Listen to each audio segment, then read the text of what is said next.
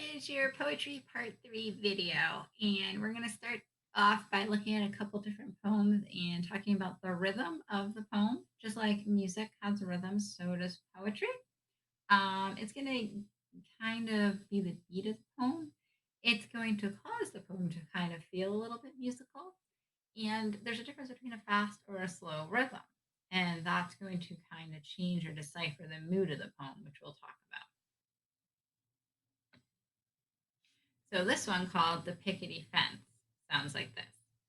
The pickety fence, the pickety fence. Give it a lick, it's the pickety fence. Give it a lick, it's a clickety fence. Give it a lick, it's a lickety fence. Give it a lick, give it a lick, give it a lick. With a rickety stick, pickety, pickety, pickety, peck.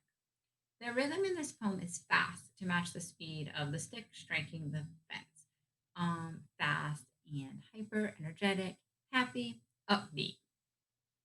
Now we'll look at one that's different. This is a poem called Where Are You Now? When the night begins to fall and the sky begins to glow, you can look up and see the tall city of lights begin to grow. In rows and little golden squares, the lights come out. First here, then there, behind the window panes, as though a million billion bees had built their golden hives and honeycomb above you in the air.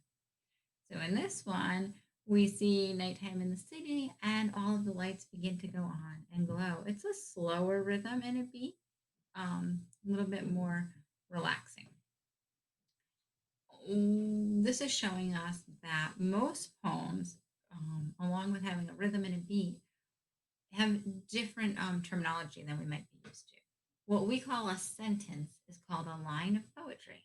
So instead of a sentence, it's a line. And instead of a paragraph, it's called a stanza. So a group of lines in a poem is called a stanza. Stanzas separate ideas in a poem and they act like paragraphs. So this poem has two stanzas. A blue day, a blue jay, and a good beginning. One crow, melting snow, spring's winning. We also number our lines of poetry. So if we looked here, a blue day, this would be line one. Don't mind my writing. This would be line two. This would be line three. Because sometimes we want to say, refer to line 14 of the poem. Now, we won't see numbers under each one, but usually if it's a longer poem, we'll see 5, 10, 15 for us to be able to match up the lines and then count 15, 16, 17. Oh, here's line 17 of the poem.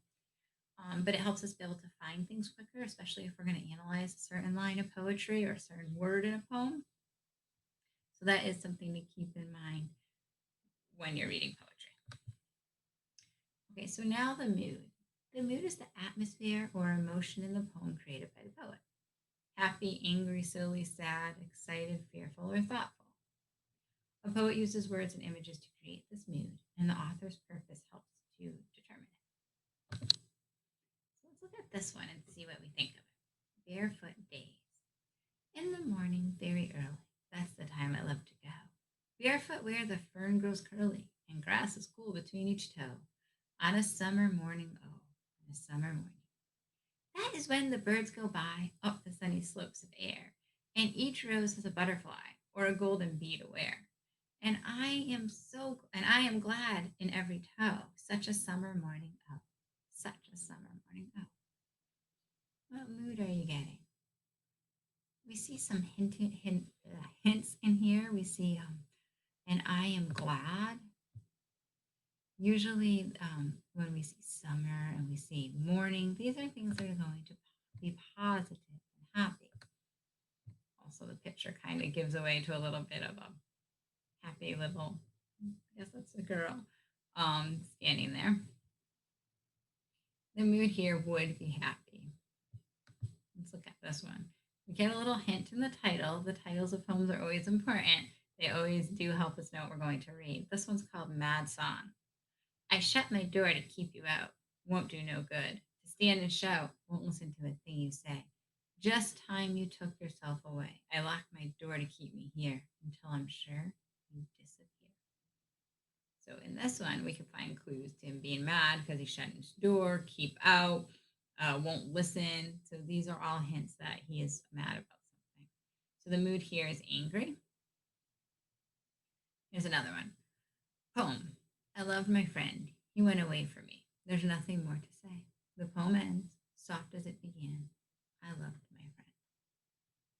So this tone, we see somebody who lost somebody else. They went away. So it's kind of giving us that mood of sadness. Okay, so diction is your word choice. So it's going to refer to the language of the poem and how each word is chosen to convey a precise meaning. Many times, poets change words, think about words, analyze their own words, their own diction in their poetry to make sure that they have a rhyme scheme or certain words rhyme, or they have the most powerful word or the most descriptive word possible. It's important to know the denotation and connotations of the words in a poem, not to mention their literal meaning too. So in poetry, there could be a literal meaning, like the leaves are dancing in the wind. Okay, they're blowing in the wind. But what else are they doing? Why would we say they're dancing? It doesn't connect to them being happy. We always want to look at more than just what the poem says to us. So let's look at this. Um, Words strain, crack, and sometimes break under the burden, under the tension, slip, slide, perish, decay with imprecision, will not stay in place, will not stay still.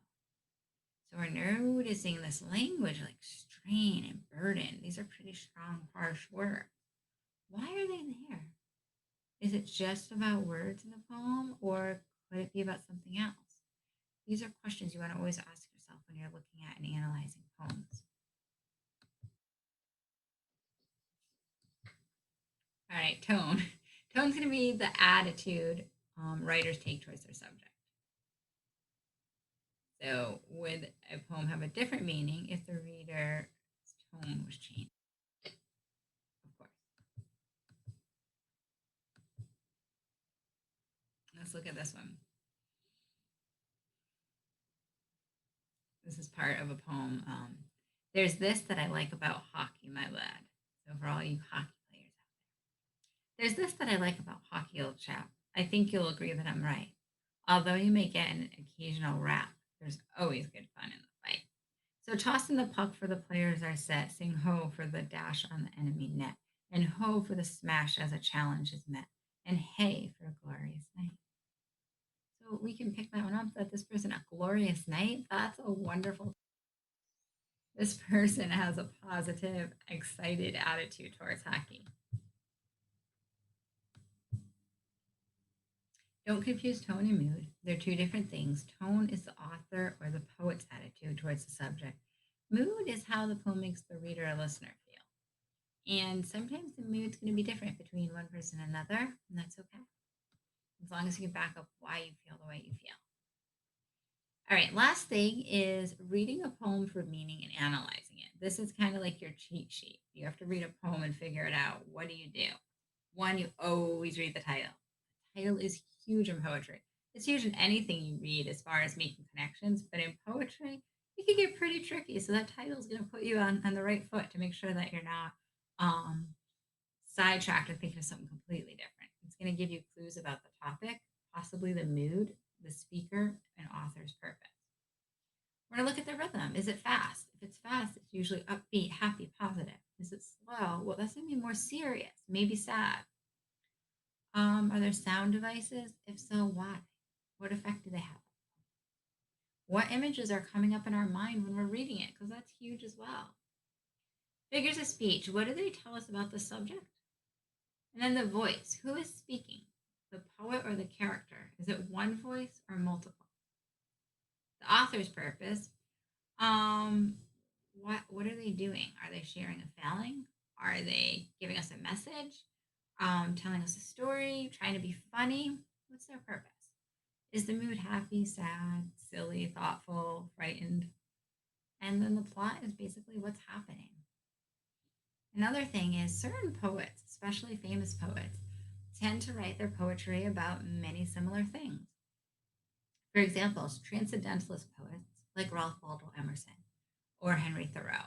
all of their poems are going to be focused around nature. We already know that because they believe in self reliance, relying on oneself and not relying on society. And you could find yourself in the peace of nature. So that message is going to come across in multiple of their poems. So also knowing your poets and what to expect from them is definitely key in helping you understand the meanings for their poetry. With that, I say to you, look at poetry like a puzzle, put the pieces together, and find enjoyment in it.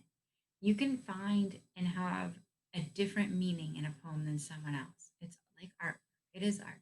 Sometimes we look at a picture and the artist doesn't expect every person to have the same exact reaction.